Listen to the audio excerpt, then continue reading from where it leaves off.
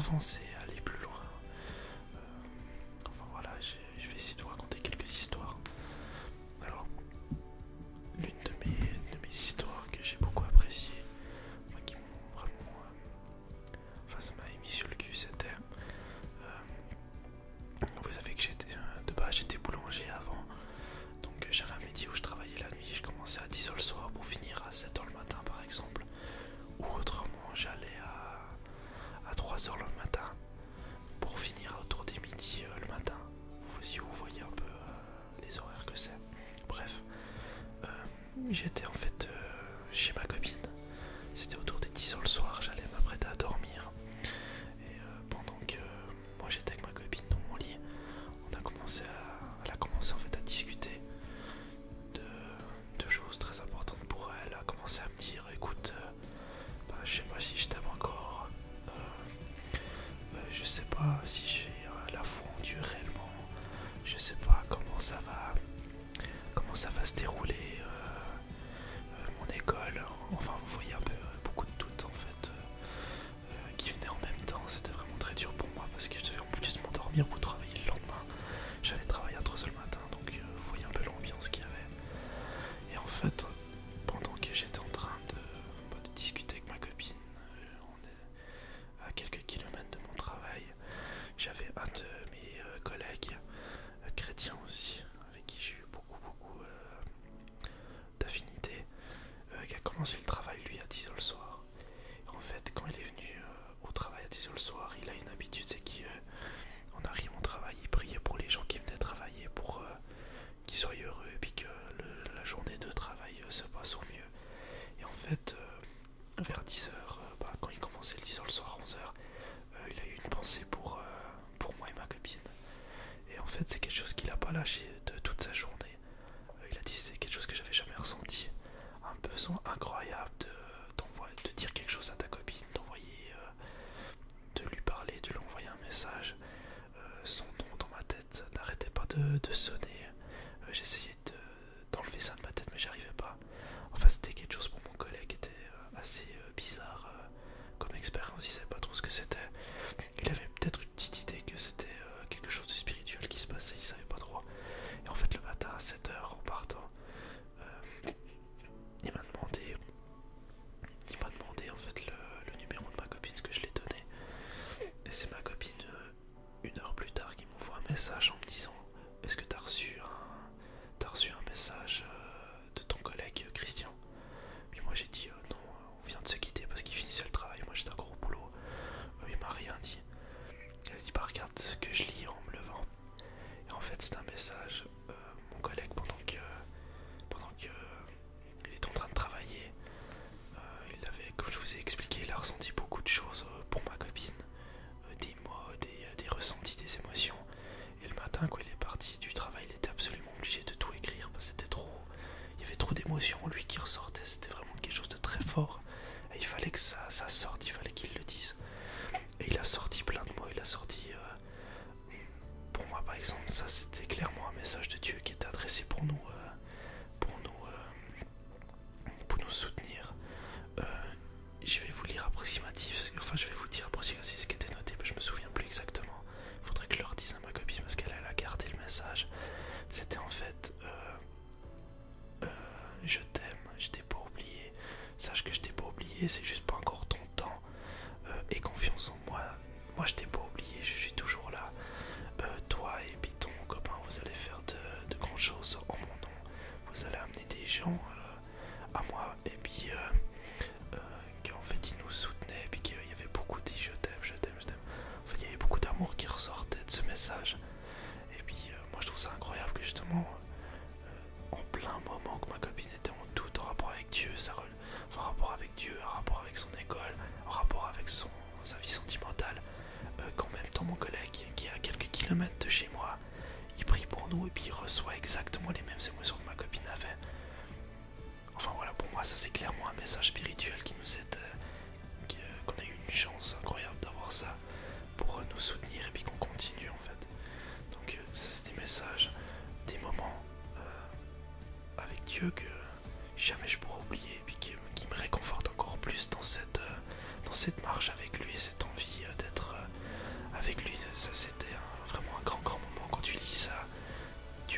t'as les émotions qui arrivent, tu sais plus comment tu t'appelles, enfin c'est vraiment très très spécial, mais c'est des moments tellement heureux que t'as envie que ça revienne et que ça se refasse encore et encore.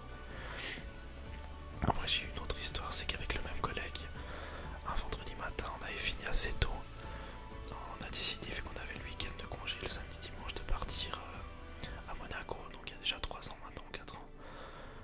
C'était un peu un délire entre les deux, on s'est dit allez on a 2 jours, on part à Monaco puis on revient en Suisse.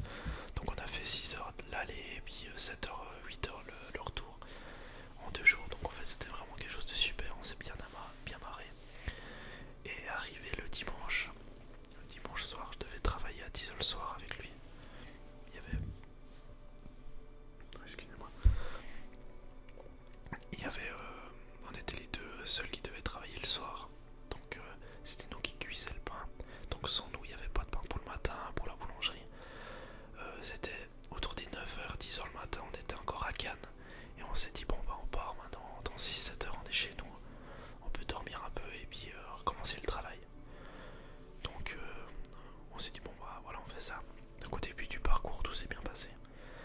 Et tout d'un coup sur l'autoroute, je sais pas ce qu'il y a eu mais ma voiture a commencé à bugger. Je roulais à 30 à l'heure sur l'autoroute, j'étais obligé de me mettre sur la bande d'arrêt d'urgence pour continuer à rouler. Et puis là pour moi le monde s'écroulait. Je sais pas comment vous expliquer, j'ai commencé à paniquer, j'ai dit mais on doit travailler ce soir, on va faire comment? C'est la galère, on est planté entre la France et l'Italie, qu'est-ce qu'on fout? On est dans la merde. Moi j'ai essayé de trouver des solutions, téléphonant ici, à un garage, à mon père, aux assurances, pour savoir si on pouvait venir tout chercher, enfin voilà. C'était le merdier, en plus c'était dimanche, il y avait tout le monde qui avait congé bien sûr. Donc on était vraiment dans la misère, et puis bon ça a dû s'arrêter, on a dû attendre, regarder qu'est-ce qui se passait dans ce moteur bien sûr. Moi et puis mon pote, on est des boulangers, on n'est pas mécanos, donc on a beau ouvrir le capot, on comprend rien, on n'a plus qu'à le refermer et puis attendre. Donc moi j'étais vraiment très très très très en colère, j'étais très anxieux, enfin voilà, j'étais vraiment très paniqué. Et en fait mon collègue à côté était très serein, très posé, il était presque chill le gars. Enfin moi j'hallucinais, je lui ai dit mais mon gars on est dans la merde là, je sais pas si t'es en train de voir, se comprendre le truc quoi. On a bossé ce soir, c'est déjà 11h midi, on est encore à Cannes, à 10h soir on doit être au boulot. Je sais pas comment on va faire, c'est vraiment la merde. Et lui il roulait, il a dit t'inquiète pas, on arrivera à bon port, j'ai confiance. Je dirais t'as confiance, bah putain alors moi pas du tout quoi. Bon bref, vous voyez un peu l'état que j'étais, et puis lui, on s'est arrêté 6 fois en tout. Donc on a fait beaucoup d'alt, on a fait énormément de temps, on a perdu un temps incroyable. Puis ça s'arrêtait pas quoi, on n'arrivait pas à trouver le problème. On s'est dit bon on attend 30 minutes, on attend une fois 1 heure. Enfin on a attendu super longtemps pour essayer de comprendre ce qui se passe. Peut-être qu'il fallait attendre un peu pour que ça reparte ou n'importe, on savait rien. Bah c'était pas le cas. Alors on s'est dit merde, on fait quoi? Et puis mon collègue, à un moment il s'est un peu chauffé et puis il m'a dit non mais Steve, elle est où maintenant ta foi en Dieu? Voilà, j'ai reçu un peu une gifle sur le moment. Je me suis dit ouais c'est vrai. Bah elle est nulle part en fait. J'ai essayé toutes les solutions possibles, terriennes entre guillemets. Téléphoner, trouver une solution, bref j'ai tout essayé. Et c'est vrai que Dieu, c'était la dernière personne à qui j'allais penser. C'est quand même fou. Pourtant je pense que ça aurait été la meilleure solution, c'était la première, c'était celle-là. Et puis non, c'est vrai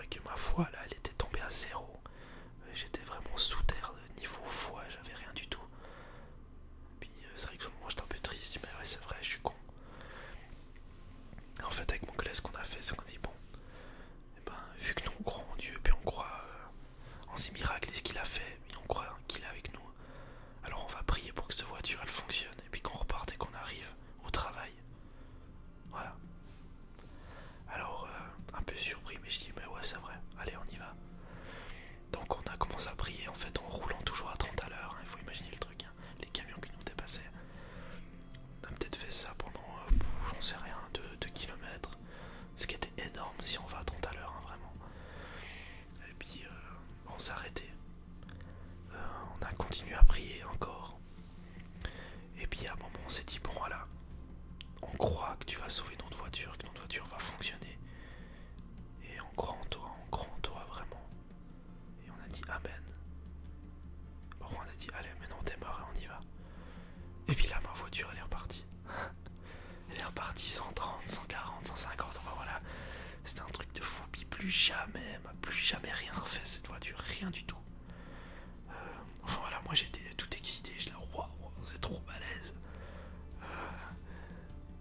Tu peux guérir des gens, tu peux faire plein de trucs, et puis tu peux même sauver une voiture, enfin voilà. C'est un truc de fou. Puis en revenant à la maison, le lendemain, j'ai quand même dit, bon, je vais quand même aller voir un garage, hein, au cas où. Peut-être t'as fait un peu de la merde dans ma voiture, on sait jamais. Alors j'étais voir au garage, je leur ai expliqué ce qui s'est passé, sauf la foi spirituelle bien sûr. Et puis ils l'ont roulé peut-être pendant 25 minutes avec ma voiture. Puis ils m'ont dit, mais écoutez monsieur, elle a rien à votre caisse. On comprend pas ce qui s'est passé. Enfin, vous voyez un peu le délire. C'était vraiment un moment de gloire, ça. C'était magique, c'était magnifique ça. C'était juste trop bien. Enfin voilà, c'est quelque chose que je pourrais jamais oublier aussi, vraiment jamais. Quand Dieu il dit dans la Bible plein de fois, je serai toujours avec vous. Bah je crois que ça n'a jamais été aussi vrai. Il est tout le temps avec nous, mais vraiment tout le temps.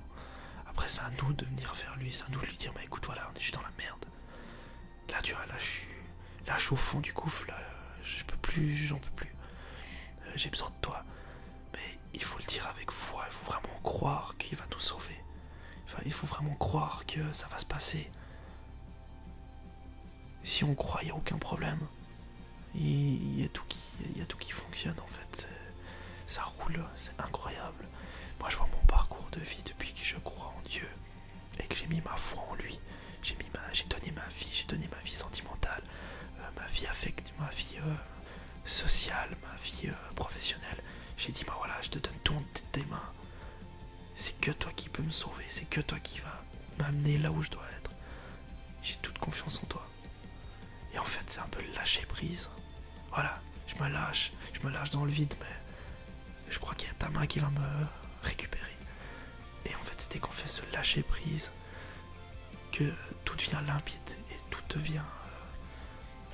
C'est là qu'on voit que Dieu il agit et qu'il est présent. C'est vraiment incroyable. Je peux pas rêver mieux dans ma vie à présent. C'est magique. C'est vraiment. Il y a une chose, j'ai toujours demandé à Dieu depuis que je crois en lui. Je dis, moi j'aimerais une femme qui croit en toi. J'aimerais tomber sur une copine qui croit aussi en toi.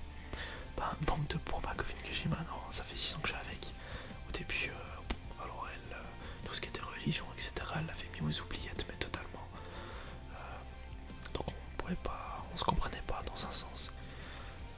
Moi, une fois, je me rappelle, j'avais pleuré devant elle parce que je m'étais rappelé des premiers mois que j'ai commencé à croire en Dieu, que j'ai donné ma vie à Dieu en fait, où je me suis mis à genoux dans ma chambre et puis j'ai dit, bah voilà, je te donne ma vie, je crois en toi, maintenant t'es mon sauveur. Pardonne-moi de tout ce que j'ai pu faire de mauvais, j'ai envie de te suivre maintenant. Les 2 premiers mois, ils étaient incroyables. J'ai eu des révélations, je me suis dit, mais merde quoi, j'étais bloqué dans mes jeux vidéo, je faisais que ça. Et il a réussi à me libérer de cette addiction. Les jeux vidéo, ça sera toujours une passion pour moi, ça c'est vrai. Des fois, je joue un peu trop, ça c'est vrai aussi. Mais c'est plus une addiction, c'est plus vraiment comme avant une addiction où je vivais que de ça. Il y avait que ça qui comptait pour moi. Il m'a vraiment ouvert les yeux. Mes premiers grands moments que j'ai ressentis avec Dieu, c'était quand j'ai lu ma Bible là. Je sais plus si c'était celle-là, enfin bon, peut-être. Je me rappelle, j'avais dit il faut que j'ai acheté la Bible. Je sais pas pourquoi, j'avais un ressenti au fond de moi-même. Je me suis dit il faut que j'aille acheter la Bible. Vous voyez, quand vous avez ce besoin, quand par exemple vous avez envie d'acheter un truc que vous aimez, vous avez cette petite boule au ventre là qui vous fait plaisir, vous êtes un peu je sais pas si vous voyez ce que je veux dire, mais je pense que oui. Bon, moi j'ai eu la même chose pour ça, puis c'est quelque chose où je dis mais attends, passer tant vite d'acheter une Bible, c'est un truc de fou quand même. Mais vraiment, c'était vraiment fort. Hein. J'ai été l'acheter. Je commençais par comme je disais, moi je vous ai expliqué comment j'ai découvert ma foi. Passe un peu la suite de ça, de comment j'ai découvert ma foi avec mon collègue, etc. Je l'ai acheté et puis j'ai commencé à lire en fait la Bible. Bien sûr, je savais pas quoi lire, j'en avais aucune idée. Mais j'ai dit, je vais commencer par lire ce que Jésus a fait en fait. Je voulais savoir son parcours. Qu'est-ce qu'il a fait? Je voulais comprendre ce que ça voulait dire en fait. Qu'il est mort sur une croix, je comprenais pas. Je dis ok, il est mort pour nous, mais il est mort pourquoi? Je comprenais pas ça en fait encore. Et en fait, Dieu il dit les premières choses, les premières fois que je vais parler avec vous, c'est à travers de la parole. Donc c'est à travers la Bible qui va nous parler. Alors c'est sûr qu'il va pas venir, on ouvre une page, il va dire oh là là là là, il va commencer à discuter avec nous. Mais j'ai jamais entendu Dieu de vive voix, hein. Je l'ai jamais vu non plus. Mais par contre, j'ai eu des fois des mots ou bien des phrases qui ressortaient du reste. Et en fait cette phrase était quelque chose que sur le moment, au fond de moi j'étais pas bien. Et j'étais pas bien à cause, ça peut être n'importe quoi, pas dépression, mais à rapport avec le travail, l'anxiété, etc. Et en fait cette phrase qui ressortait, c'était exactement le mot que j'avais. Et ça me guérissait en fait. Ça s'en allait. C'est très bizarre à expliquer, il faut vraiment l'expérimenter, il faut le faire par soi-même. C'est très dur d'expliquer ça. Mais c'est vraiment en lisant la Bible que j'ai eu vraiment des moments où j'ai pleuré, mais je suis quelqu'un qui c'est vrai que je suis émotif, mais j'ai jamais pleuré sur un livre, ça m'est jamais arrivé ça. En plus un livre sans image, enfin voilà. C'était très fort le moment que j'avais. Par exemple, le moment où Jésus est sur la croix, pour moi c'était le plus terrible. C'est là que j'ai dit oh, mais quel homme serait capable de faire une chose pareille pour les autres? Il n'y a personne. Est-ce que moi je mérite que quelqu'un meure pour moi? Est-ce que je mérite ça? Mais pas du tout. Moi je suis le premier des connards sur cette terre. Je suis le premier des cons. Je suis le premier à faire des conneries. Je suis le premier à essayer de feinter au travail à rapport avec les heures. Enfin voilà, on est des humains, ça c'est clair, on est humains. On a tous menti, on aura tous essayé de frauder. Écoute, c'est comme ça. Mais est-ce que je mérite qu'une personne décide de mourir à ma place? Pour moi. De mourir pour moi, mais non. Enfin pour moi c'était vraiment... Je dis mais c'est incroyable. Donc les moments de la Bible c'était des grands moments vraiment. Quand on la lit, c'est vraiment très très fort. Il y a aussi une fois je me rappelle, je regardais les attentats qu'il y avait avec les djihadistes, etc. C'est terrible ça aussi. Moi ça m'avait fait mal au cœur. Je dis mais comment ces gens ils peuvent faire ça? Comment ces gens ils peuvent tuer? Moi, j'ai pas lu le Coran entièrement, mais je suis quasi sûr à 100% que dans le Coran c'est pas marqué qu'il faut tuer des personnes. Je suis quasi convaincu que c'est pas noté ça. De tuer d'autres humains, de tuer d'autres personnes au nom d'Allah en plus. Donc est-ce que c'est réellement Dieu qui a demandé ça? Est-ce que c'est Allah qui a dit écoutez les gars, allez buter d'autres personnes en mon nom? Moi je pense pas. Moi je pense que c'est l'homme qui fait ça. Et en voyant tous ces gens justement qui tuent d'autres personnes au nom d'Allah, moi j'ai eu une réflexion, je me dis mais attends, tous ces gens ils tuent des personnes au nom d'Allah, tandis que moi, Dieu, Jésus-Christ, lui il a décidé de venir sur terre pour mourir pour moi, pour me sauver. Enfin mon Dieu il est venu me sauver quoi. Il a décidé de venir mourir sur terre pour que je puisse moi être avec lui pour l'éternité. Enfin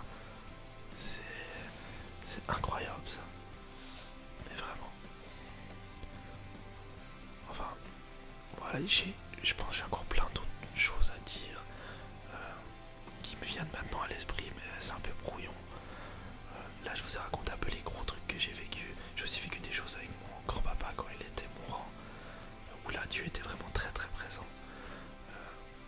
Surtout quand là j'étais vraiment dans un moment de faiblesse extrême. Je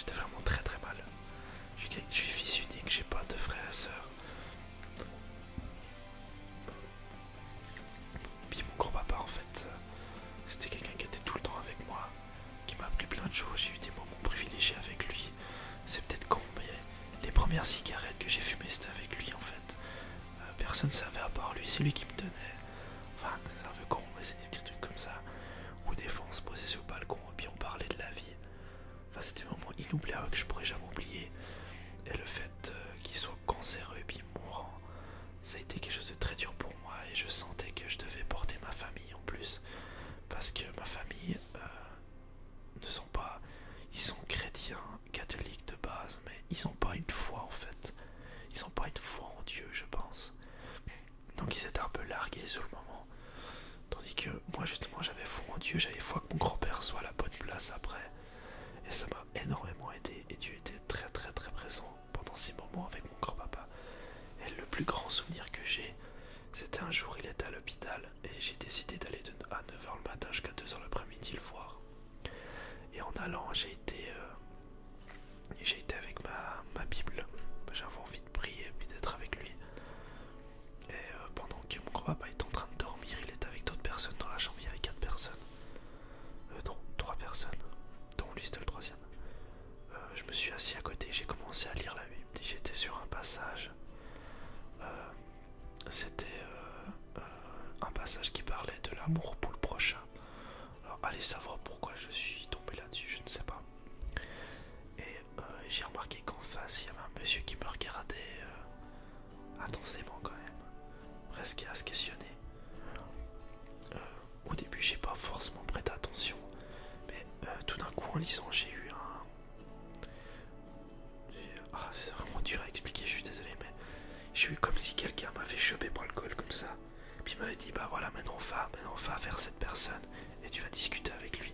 Enfin, c'était vraiment quelque chose de...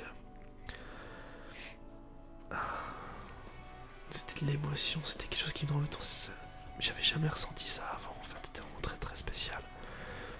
Donc j'ai été vers cette personne.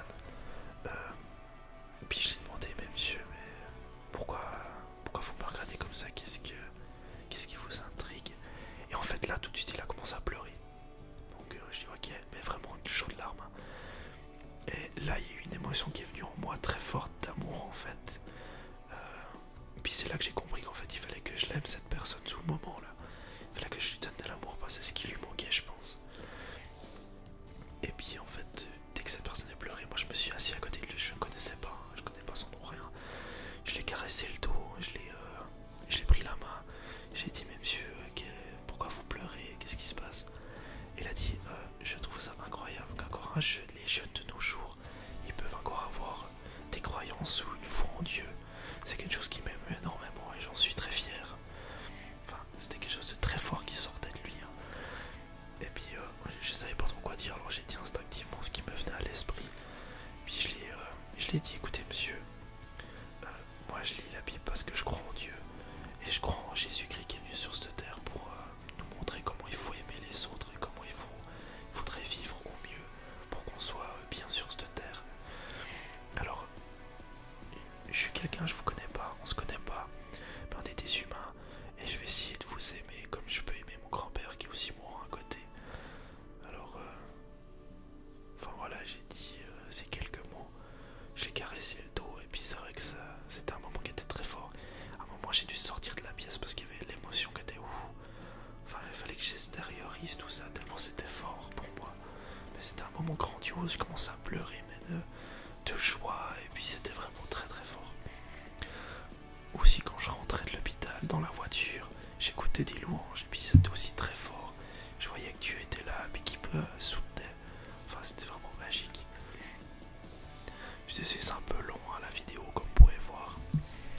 26 minutes, ouais quand même. Mais j'ai eu grand plaisir de vous raconter ça.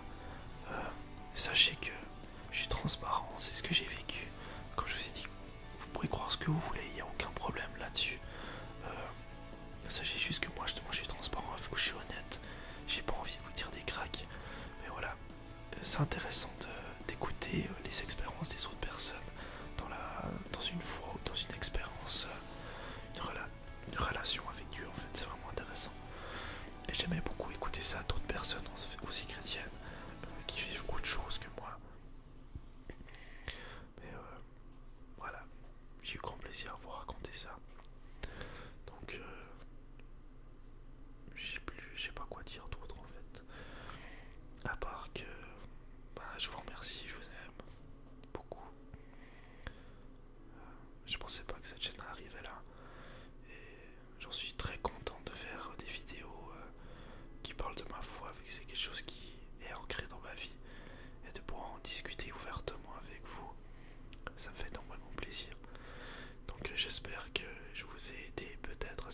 personne.